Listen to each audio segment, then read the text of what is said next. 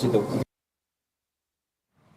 Saudara, Barreskrim Polri menghentikan penyelidikan laporan dugaan ijazah palsu Jokowi yang dilayangkan tim pembela ulama dan aktivis karena tak menemukan tindak pidana, sekaligus memastikan bahwa ijazah S1 milik Jokowi asli dan sah setelah dilakukan pemeriksaan dokumen dan saksi-saksi terkait.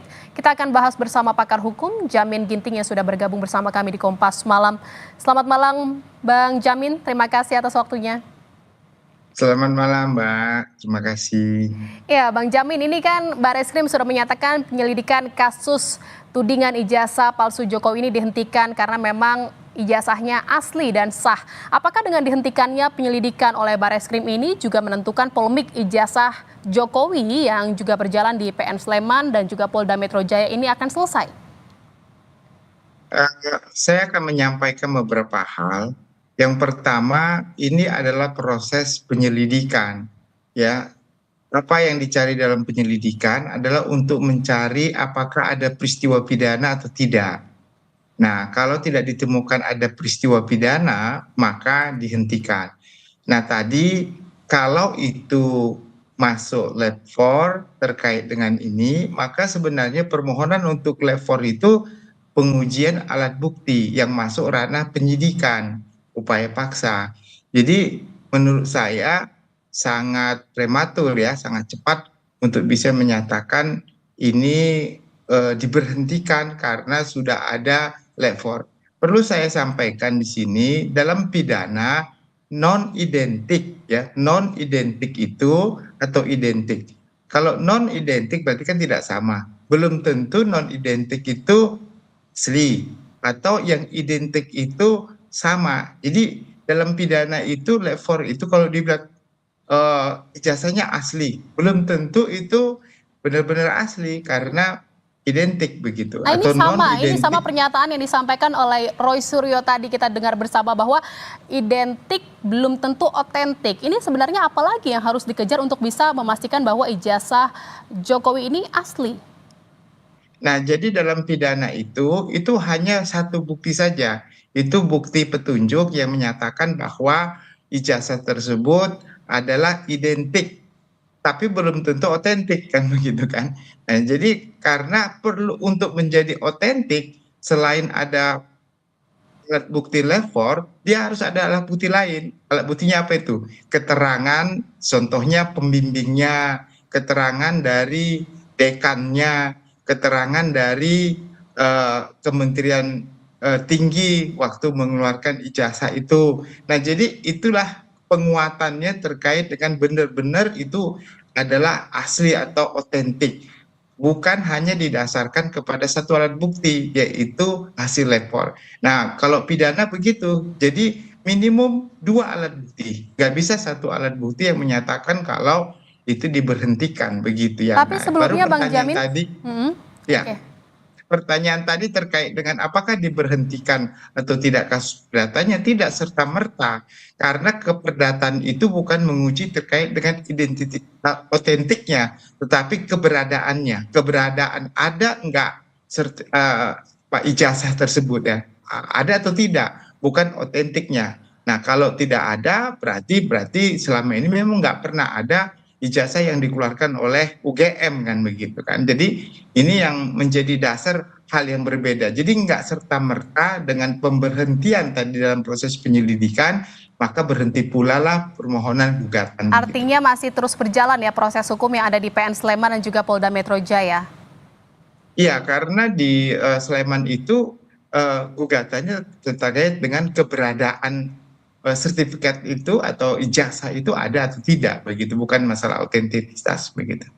Bang Jamin, ini kan Roy Suryo juga mengatakan bahwa hasil dari uji laboratorium Barreskrim ini kan bukan akhir pembuktian dan harus ditentukan di persidangan.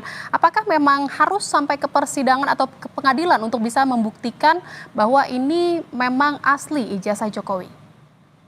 Kalau dalam proses pidana, acaranya itu adalah kalau nanti ada unsur pidananya, ada peristiwa pidana ya berdasarkan suatu bukti yang mula-mula tadi ya, maka ditingkatkan menjadi penyidikan. Dalam proses penyidikan itulah maka saya katakan tadi ada upaya hukum lain, yaitu terkait dengan apa? Adanya lab 4, adanya keterangan ahli, adanya saksi-saksi. Nah, dari keterangan saksi, ahli, dan juga bukti lab 4 tadi, ternyata tidak cukup bukti untuk bisa menyatakan ini sebagai suatu perbuatan pidana yang bisa dituntut di pengadilan.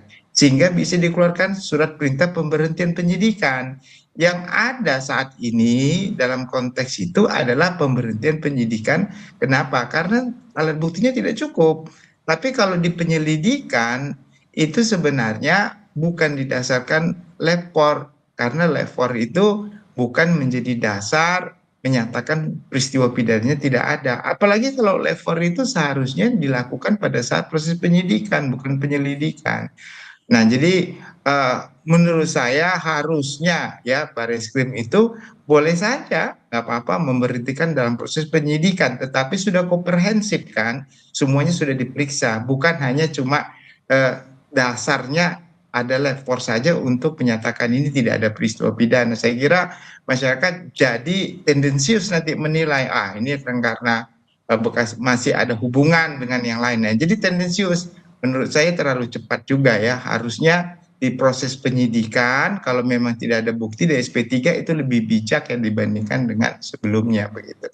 Tapi kan Bareskrim mengatakan bahwa memang sudah memeriksa saksi juga, ada 39 saksi yang diperiksa sejauh ini. Artinya itu belum cukup dan masih dikatakan bisa jadi ini adalah masih terlalu prematur. Kalau di penyelidikan itu nggak ada upaya paksa.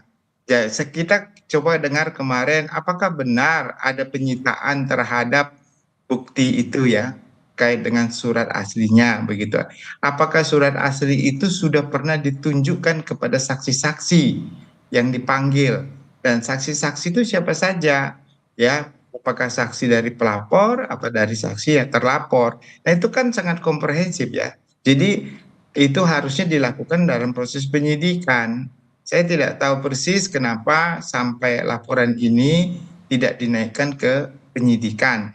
Nggak perlu penyidikan itu, ada suatu peristiwa pidana, ada, ya nggak apa-apa. Tapi nggak cukup menyatakan ini sebagai perbuatan yang dapat dituntut di depan pengadilan. Bisa seperti itu. Tapi sudah komprehensif ya, sudah komprehensif semua perbuatan itu. Jadi kalau seperti ini seakan-akan ya masyarakat menilai ini terlalu prematur untuk menyatakan Tapi dengan bahwa kondisi ini, suatu ini. Bang Jamin, singkat saja, ini apakah ada kewajiban dari Jokowi untuk bisa menunjukkan ijazahnya ke publik? Karena memang ini udah bergulir terlalu liar. Kalau ke publik saya kira tidak ya. Tapi kalau untuk proses pembuktian di pengadilan maupun proses penyidikan ya wajib itu. Itu harus kan kalau sesuai dengan perintah undang-undang. Begitu, Mbak. Baik, terima kasih atas pembahasannya, pakar hukum Jamin Ginting. Terima Terima kasih kasih. Bang Jamin. Selamat malam. Malam.